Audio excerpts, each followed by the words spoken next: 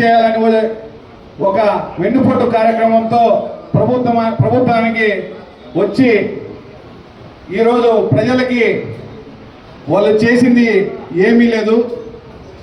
అలాగే వాళ్ళు సూపర్ 6 అనే ఒక దొంగ మోసంతో ఈరోజు వాళ్ళు ఇక్కడికి వచ్చి ప్రభుత్వాన్ని ఏర్పరచుకొని వాళ్ళు మన పార్టీ నాయకుల మీద కార్యకర్తల మీద ఎంతోమందిని కేసులు పెట్టించి అక్రమ కేసులు పెట్టించి రాష్ట్ర నాయకత్వం మీద కూడా ఏదో మీరు భయపడిస్తే ఇక్కడ భయపడతారనేది ఎవరు భయపడరు. అంతకు రెట్టింపు మళ్ళా మా పార్టీ ముందుకు వస్తుంది.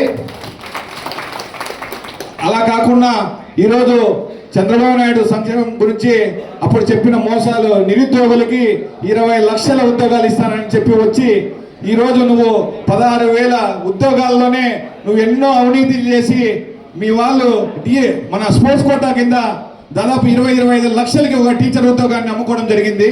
ఇది మీ చరిత్ర. అలాగే ఈరోజు మీరు 50 ఏళ్ళకే పెన్షన్ అన్నారు. 50 ఏళ్ళ పెన్షన్ దేవుడికి ఎరుగు. కానీ కనీసం గతంలో జగన్మోహన్ రెడ్డి ఉన్నవాడు ప్రతి నెలకి, జగన్మోహన్ రెడ్డి గారు ఉన్నప్పుడు ప్రతి నెలకి పెన్షన్ అనేది ఎవరైతే ఎలిజిబుల్ ఉన్నారో వాళ్ళందరికీ పెన్షన్ అనేది వచ్చేది. కానీ ఈరోజు 2 ఏళ్ళు అవుతుంది కానీ మీరు ఒక్క పెన్షన్ ఇచ్చిన చరిత్ర మీది కాదు. గతంలో 64 పెన్షన్లు జగన్మోహన్ రెడ్డి, ఈరోజు 60 లక్షల పెన్షన్లే ఇస్తున్నారు. ఇలా మీరు చేస్తున్న అవినీతి అంతా ఇంత కాదు. ఈరోజు ఆంధ్రప్రదేశ్ని అప్పుల ఆంధ్రప్రదేశ్గా తీర్చిదిద్దుతున్నారు. 5 ఏళ్లలో జగన్మోహన్ రెడ్డి అనేక సంక్షేమ పథకాలు ఇచ్చి కులాల చిలుకున్నా, మతాలు చూడకున్నా, పార్టీలు చూడకున్నా ఆ రోజు మా నాయకుడు దేశ చరిత్రలోనే అనేక సంక్షేమ పథకాలు ఇచ్చిన ఘనత మా నాయకుంది. ఈరోజు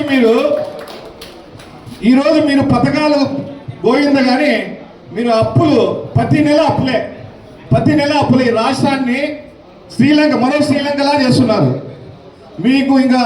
మీకు చాలా తక్కువ కాలం ఉంది. జగన్ సార్ చెప్పినట్టు వచ్చే మామూలు స్థానిక ఎలక్షన్లు ఉన్నాయి. స్థానిక ఎలక్షన్లో మనం అందరం పెద్ద ఎత్తున ఒకరికొకరు మన ఇంటికి పునాదిలో ఒకరికొకరు సపోర్ట్ చేసుకొని ఖచ్చితంగా ప్రజల్లో మనకు జయపదం పెడతారు. మనం ఖచ్చితంగా స్థానిక ఎలక్షన్లు ఉన్నాయి. అందరూ ఖచ్చితంగా కష్టపడండి, ఖచ్చితంగా గెలుస్తాం. కాబట్టి నాకు ఈ అవకాశం ఇచ్చిన మీ అందరికీ ప్రత్యేక ధన్యవాదాలు తెలియజేస్తాను.